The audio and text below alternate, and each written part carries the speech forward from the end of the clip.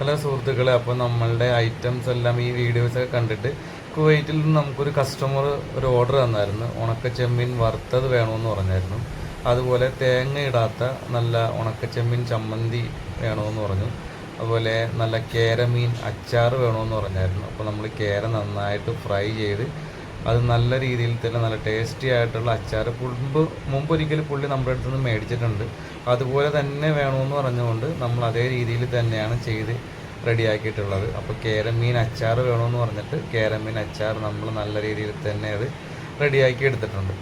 പിന്നെ പുള്ളിക്കാരന് വേണമെന്ന് പറഞ്ഞത് നല്ല ഇടിയിറച്ചി വേണമെന്ന് പറഞ്ഞു. അങ്ങനെ നമ്മൾ നല്ല ഇടിയിറച്ചി നല്ല രീതിയിൽ ഫ്രൈ ചെയ്ത് റെഡിയാക്കിയിട്ടുണ്ട്. അപ്പോൾ ഇടിയിറച്ചി അങ്ങനെ റെഡിയാക്കിയിട്ടുണ്ട്.